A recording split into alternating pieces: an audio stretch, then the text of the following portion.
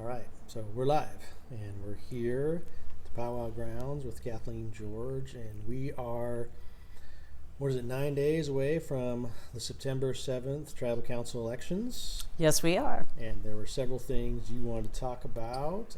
You wanted to talk about the advisory votes and a couple of goals you want to accomplish with another term on council. Yes, I do.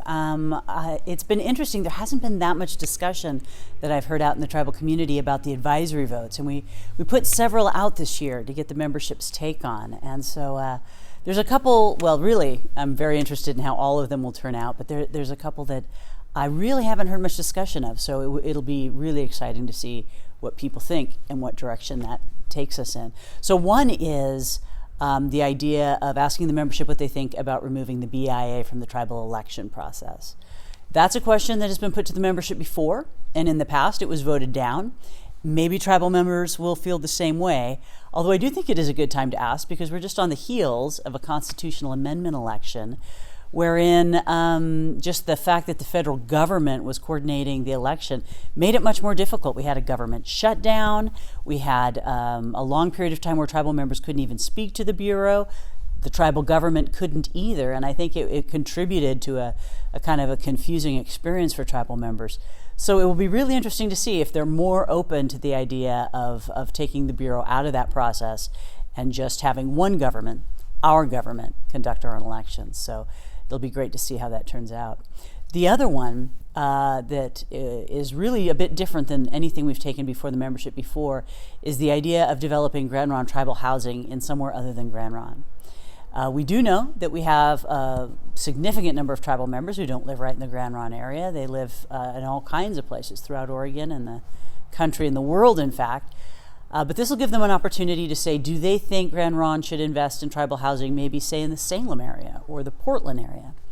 We, of course, right now are developing a lot of housing in Grand Ronde, apartments and elders housing, and we're planning for home ownership here in Grand Ronde. But it'll be really interesting to see what percentage of tribal members would like to see us take that even further. It's kind of interesting to think about Grand Ronde villages, again, out in our ceded lands, right? Our people lived throughout this country, and they do today. And would the membership like to see us actually foster that? So it'll be great to see how that turns out. And okay. So what are some of you have some goals I take it you want to accomplish again as a second term council member. What would some of those be? So a couple of them are, number one, I really want us to work with our education staff to dig deep on what are the education services that our families need today. We are lucky, we have a fantastic education program, and we really substantially invest in that. We're going to keep doing that. But I think it's really time to review, are families getting the support they need? Do they really need tutoring services? Do they need services that can be provided wherever they live, whether or not their kids go to Willamina or Sheridan schools? So that's something I'm really excited to work on in the upcoming years. And then the other is getting off the ground some of the really great proposals that we have for new economic development opportunities. Recently at a general council meeting, Bruce Thomas shared some of those ideas, a broad outline of those ideas, because they're not complete yet. We can't share the details, but there are some opportunities for job creation and really investing in needed businesses in Salem and Portland areas, and new opportunities for revenue streams for the tribe. So now we have good, competent staff on board to represent our interests in these business negotiations.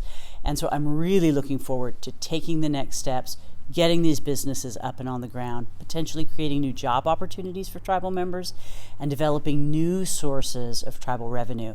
We're very fortunate that we have our casino revenue. We're very fortunate that we get a variety of grants, but we want to diversify our income sources. And so I think that's really exciting work that's coming up. All right, cool, good deal. So 9 days and counting, right? That's right, and absolutely everybody should vote. So if you haven't, be sure you either come out on Election Day, the 7th, to Grand Ronde, where we'll have live voting. Also remember that we have a ballot box in the Governance Center, so anyone can help out their friends and families by helping them get those ballots in and turn them in the ballot box. Most importantly, be sure that you vote. Thanks.